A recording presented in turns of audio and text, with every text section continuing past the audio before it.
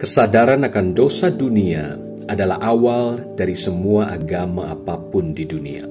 Manusia berusaha untuk membebaskan dirinya dari rasa bersalah dan dosa, serta ketakutan akan roh jahat yang mendominasi atmosfer bumi. Kesadaran dosa ini lahir saat kejatuhan. Itu dimanifestasikan dalam ketakutan Adam untuk menutupi ketelanjangannya.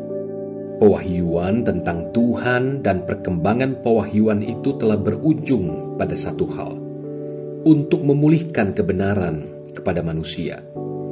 Makna kebenaran dalam pengertian ini adalah kemampuan untuk berdiri dalam hadirat Tuhan tanpa rasa berdosa, tanpa salah, atau perasaan tertuduh. Itu juga mencakup sebuah persekutuan. Ketika Adam berdosa, ia langsung kehilangan persekutuan dengan Yahweh dan kehilangan kemampuannya untuk mendekati Dia. Kesadaran dosa ini telah merampas imannya, memenuhi dia dengan rasa ketidaklayakan, rasa tertuduh yang mendominasi keberadaan manusia sampai hari ini. Sekarang, kita sampai pada masalah yang diciptakan oleh hal ini. Apakah Tuhan telah menyediakan penebusan untuk menyingkirkan kesadaran dosa ini dan mengizinkan manusia untuk kembali ke hadirat-Nya serta hidup di dalamnya? Jika Tuhan bisa melakukan itu, maka iman akan dipulihkan. Oleh karena itu, musuh besar iman adalah rasa ketidaklayakan atau tertuduh.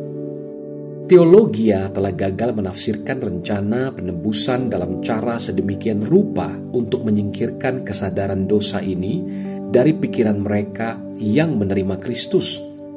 Nyatanya, sebagian besar pelayan Tuhan yang termasuk dalam kaum ortodoks sekalipun terus-menerus memberitakan mengenai dosa dalam penekanan yang berlebihan, bukan memberitakan kebenaran dengan cara yang seimbang, sehingga menahan jemaat mereka tetap di bawah rasa penghukuman terus-menerus, ketimbang memimpin mereka pada kemerdekaan dari dosa, di mana iman dapat berfungsi dan berkembang dengan maksimal. Saya telah melihat bahwa dasar dari iman yang sejati adalah membiarkan orang Kristen tahu bahwa kebenaran telah dipulihkan dan bahwa dia tidak harus hidup di dalam kesadaran akan dosa dan rasa tertuduh lebih lama lagi. Dalam Ayub 33 ayat 26 ada sebuah nubuatan yang luar biasa. Itu adalah sebuah gambaran tentang kelahiran baru. Ia berdoa kepada Allah dan Allah berkenan menerimanya. Ia akan memandang wajahnya dengan bersorak-sorai dan Allah mengembalikan kebenaran kepada manusia. Ada beberapa rincian yang harus diperhatikan di sini. Pertama, manusia berdoa dan Tuhan mendengar doanya. Kedua, manusia melihat ekspresi sukacita di wajah Allah, menandakan sebuah persekutuan yang intim yang dipulihkan.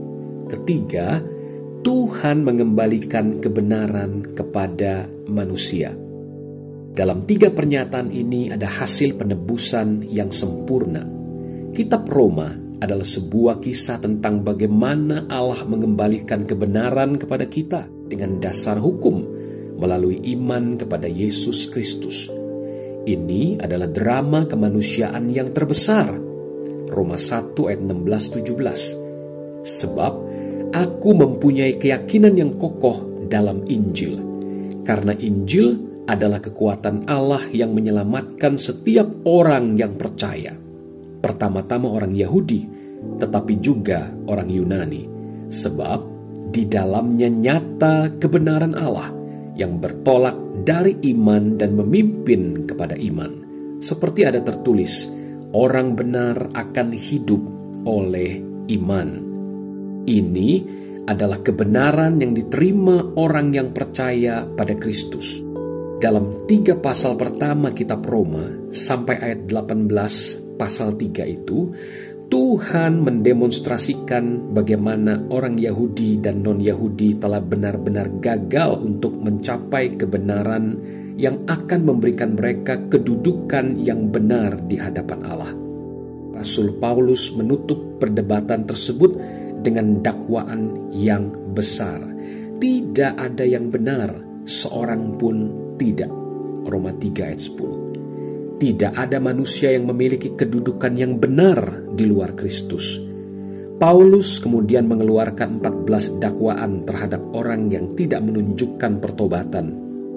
Di ayat 20, Paulus telah menunjukkan bahwa orang-orang non-Yahudi tidak memiliki hukum Taurat, telah gagal mencapai kebenaran di hadapan Tuhan, sama seperti orang-orang Yahudi yang memiliki hukum Taurat namun gagal juga. Kemudian dalam Roma 3 ayat 21-26 kita menemukan bahwa kebenaran ini telah dikembalikan di tempatnya yang sebenarnya. Ayat 21, tetapi sekarang tanpa hukum Taurat kebenaran Allah telah dinyatakan, seperti yang disaksikan dalam kitab Taurat dan kitab-kitab para nabi. Perhatikan ekspresi tanpa hukum Taurat. Tanpa hukum Taurat, kebenaran Tuhan telah dimanifestasikan, dan hukum Taurat dan juga kitab para nabi adalah saksi bagi keabsahannya. Ayat 22-24, yaitu kebenaran Allah karena iman dalam Yesus Kristus bagi semua orang yang percaya. Sebab tidak ada perbedaan, karena semua orang telah berbuat dosa dan telah kehilangan kemuliaan Allah, dan oleh karena kasih karunia telah dibenarkan dengan cuma-cuma karena penebusan dalam Kristus Yesus. Bahkan kedudukan kita dengan Allah berdiri di atas dasar iman dalam Yesus Kristus, sehingga kedudukan kita di hadapan Allah adalah berdasarkan iman di dalam Yesus Kristus. Dengan kata lain, Tuhan telah menimpakan kejahatan kita ke atas Yesus. Dia yang tidak mengenal dosa telah dibuatnya menjadi dosa karena kita, supaya dalam Dia kita dibenarkan oleh Allah. 2 Korintus 5 ayat 21. Yesus lebih dari sekedar korban penghapus dosa. Ia benar-benar telah dibuat menjadi dosa karena kita. Lalu, sebagai korban pengganti kita, Yesus telah menanggung dosa kita. Ia masuk ke tempat penderitaan di mana ia meninggalkan tubuhnya tergantung di atas kayu salib. Ia tinggal di sana sampai setiap tuntutan keadilan terhadap kita telah selesai. Karena tidak ada tuntutan terhadap Dia yang tidak berdosa. Ia adalah substitusi kita, pengganti kita, dibuat menjadi dosa karena dosa kita. Ia lanjut menerima penghakiman yang buruk sampai segala sesuatu yang melawan kita telah terpuaskan. Itu adalah penderitaan Tuhan bagi umat manusia. Dan sebagai Tuhan, hanya Dia saja yang mampu membayar hukuman dosa sampai tuntas. Ketika Mahkamah Agung alam semesta mendeklarasikan bahwa apa yang Tuhan telah buat di dalam Kristus itu sudah cukup, bahwa penderitaannya itu cukup untuk memenuhi setiap tuntutan keadilan, maka dinyatakan bahwa Yesus dijadikan kebenaran. Alkitab menyatakan bahwa Yesus dibenarkan dalam roh, 1 Timotius 3 ayat 16, dan dibangkitkan menurut roh, 1 Petrus 3 ayat 18. Ia bangkit dari kematian, sehingga ia disebut yang sulung, yang pertama bangkit dari antara orang mati. Kolose 1 ayat 18. Tuhan menimpakan dosa kita ke atas Yesus yang dibuat menjadi dosa dan dibuat menderita menggantikan kita. Ketika Dia telah memenuhi tuntutan keadilan, kematian tidak dapat menahan Dia lagi. Dia dinyatakan benar, Dia dihidupkan kembali. Ia menjadi kepala dari ciptaan yang baru. Sekarang, ketika Anda percaya kepada Yesus Kristus sebagai Juru Selamat Anda dapat menyatakan Anda adalah orang benar atas dasar apa yang telah dilakukan Yesus, bukan apa yang telah Anda lakukan. Ada dua fase bagi kebenaran ini. Pertama, Tuhan menyatakan Anda adalah orang benar. Kedua, Anda dibuat menjadi orang benar. Anda mengambil bagian dari kodrat ilahi, sehingga Anda adalah orang benar secara kodrat dan orang benar melalui iman. Dia yang tidak mengenal dosa, yaitu Tuhan Yesus, telah dibuat Allah menjadi dosa. 2 Korintus 5 ayat 21, supaya di dalam Dia, di dalam Tuhan Yesus, kita dibenarkan oleh Allah. Sama pastinya seperti Allah menjadikan Yesus dosa, Ia telah menjadikan Anda orang benar pada waktu Anda percaya dan menerima Dia. Mari kita kembali ke Roma pasal 3 ayat 24. Dan oleh kasih karunia kamu telah dibenarkan dengan cuma-cuma karena penebusan dalam Kristus Yesus. Sekarang Tuhan menyatakan bahwa Anda telah dibenarkan dengan cuma-cuma oleh kasih karunia-Nya dalam penebusan yang ada di dalam Yesus Kristus. Ia melakukan ini untuk menunjukkan keadilan-Nya, karena Ia telah membiarkan dosa-dosa yang telah terjadi dahulu pada masa kesabaran-Nya.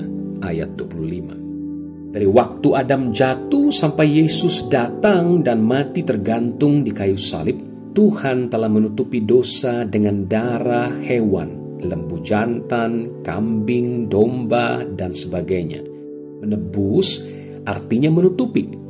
Istilah penebusan tidak pernah dipakai dalam kaitan dengan darah Kristus, karena darahnya bukanlah menutupi, melainkan menghapuskan, menyucikan dosa. Anda tidak perlu ditutupi. Di bawah hukum Taurat, dosa tidak dapat disingkirkan, dosa tidak dapat dihapus, dosa tidak dapat disucikan. Dosa hanya ditutupi sementara oleh darah lembu jantan, kambing domba, dan sebagainya. Tuhan telah berbaik hati di sepanjang zaman. Ia telah menutupi dosa sampai Kristus datang menghapuskannya dengan tuntas oleh darahnya sendiri yang tertumpah di atas kayu salib. Ketika Yesus ada di salib, Tuhan memikul semua dosa yang ditutupi dan meletakkannya ke atas bahunya bersama dengan dosa-dosa kita, dosa seisi dunia, sehingga Yesus tidak hanya menggantikan kita, melainkan juga menggantikan semua yang telah percaya pada darah anak domba yang menebus di zaman perjanjian yang lama. Yesus melakukan ini untuk menunjukkan keadilannya pada masa ini, supaya nyata bahwa Ia benar dan juga membenarkan orang yang percaya kepada Yesus. Roma 3 ayat 26. Ini mungkin adalah ayat yang paling sulit untuk kita terima, karena menyatakan bahwa Tuhan sendiri menjadi kebenaran buat orang yang beriman kepada Yesus. Pada waktu Anda menerima Yesus Kristus sebagai Juru Selamat Anda dan Tuhan, dan mengakui Dia adalah Raja, Tuhan, Tuan di atas segala Tuan, Tuhan menjadi kebenaran Anda. Maka Anda berdiri di hadapan Allah seakan-akan dosa Anda tidak pernah ada. Tuhan tidak hanya menjadi kebenaran Anda, tetapi kita menemukan bahwa Tuhan menjadikan Anda orang benar. Oleh kelahiran baru Anda, kita dibenarkan oleh Allah di dalam Dia. Ini adalah pernyataan yang mutlak dan pasti. Dan kita dikonfrontasi dengan fakta ini. jika Tuhan tidak mampu menghasilkan penebusan yang akan membuat orang menerima Kristus sebagai juru selamatnya menjadi orang benar, maka penebusan Tuhan di dalam Kristus tidak jauh jangkauannya seperti kuasa iblis. Atau dengan kata lain, iblis telah melakukan sesuatu pada manusia yang jauh lebih besar daripada yang Tuhan mampu lakukan bagi manusia, apabila hasil penebusan Kristus tidak membuat manusia menjadi orang benar. Kita percaya bahwa penebusan Tuhan benar-benar menebus manusia dari dosa dan kuasa iblis. Di atas dasar penebusan itulah Tuhan mampu membuat manusia menjadi ciptaan yang baru, diciptakan dalam Kristus Yesus. Ciptaan yang baru ini tanpa noda atau celah atau kerut, tanpa penghukuman dan tanpa dosa atau apapun yang serupa itu.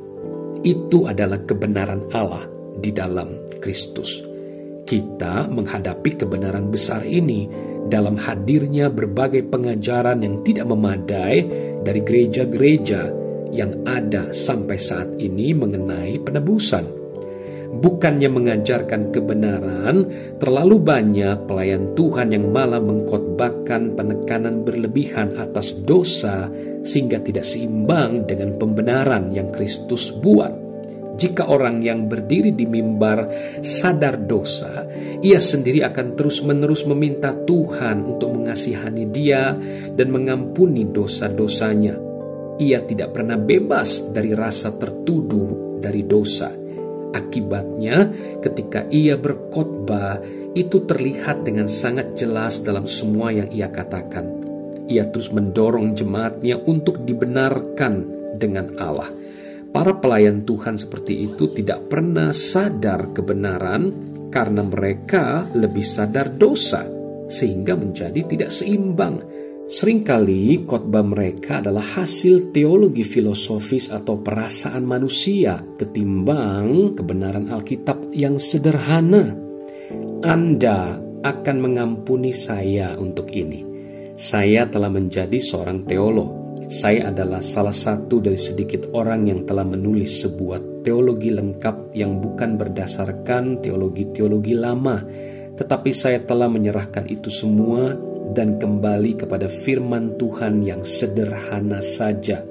Saya melihat bahaya konsep filosofi tentang Yesus Kristus, tentang apa yang telah ia lakukan, dan tentang pekerjaan besar penebusan Bapa di dalam Kristus. Pada waktu Anda mencampurkan filosofi manusia dengan penebusan yang sederhana, Anda telah meracuni seluruh kebenaran itu. Mari kita mempercayai apa yang Tuhan katakan tanpa mengecilkannya dengan pertimbangan akal budi manusia kita sendiri yang terbatas. Tuhan menyatakan bahwa Ia telah menjadikan kita orang benar dan bahwa kita adalah ciptaan yang baru di dalam Kristus Yesus.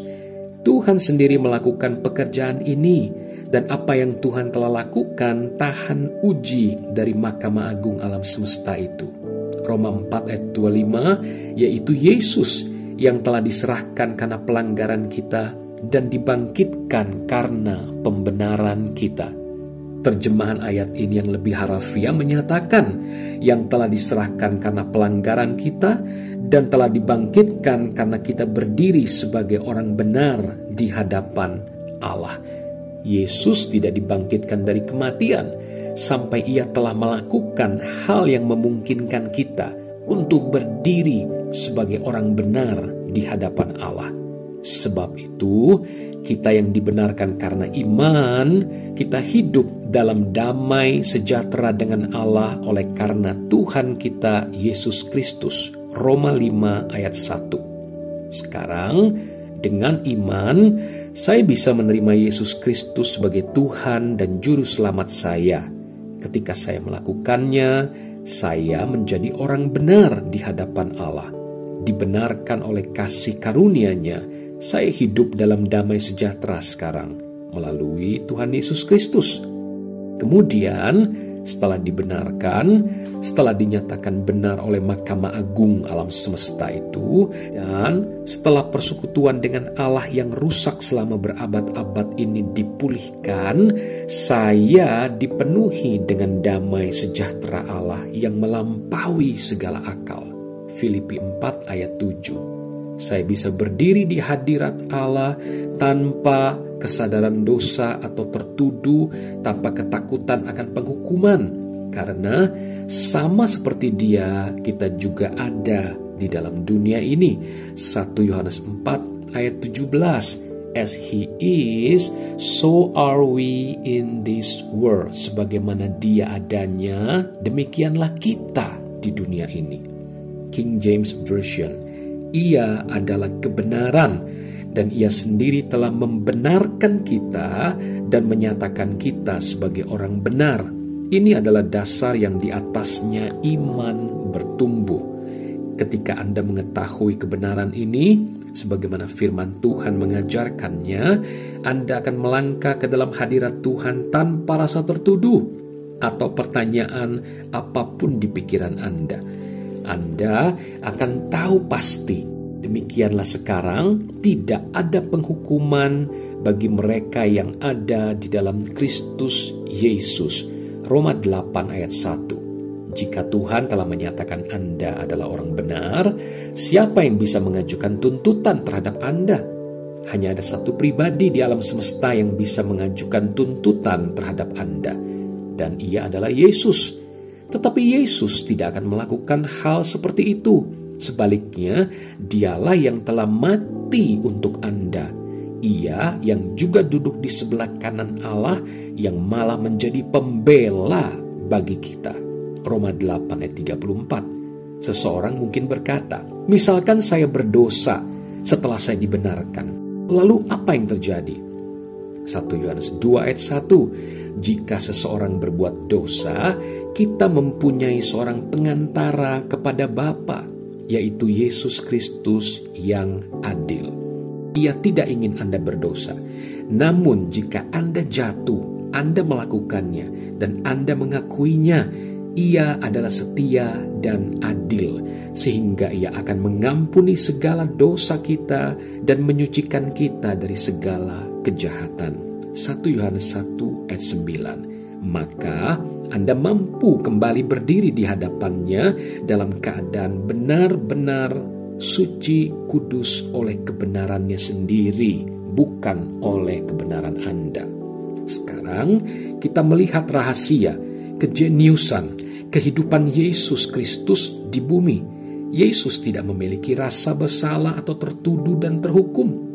Ia tidak sadar dosa. Ia tidak merasa perlu dikasihani. Ia tidak merasa perlu memiliki iman, karena Ia dan Bapa adalah satu. Dan di dalam satu hati, satu visi, satu tujuan. Sekarang Anda adalah sama, karena Anda berada di dalam Kristus. Anda pun tersembunyi hidupmu di dalam Allah. Dan jika Anda ada di dalam Kristus, iblis tidak bisa menjamah Anda. Ia tidak lagi berkuasa atas hidup Anda. Anda adalah putra-putri Allah yang maha kuasa, ahli waris Allah melalui Kristus. Belajarlah untuk mengambil posisi Anda itu, dan nikmatilah semua yang menjadi milik Anda di dalam Tuhan Yesus Kristus. Tuhan Yesus memberkati.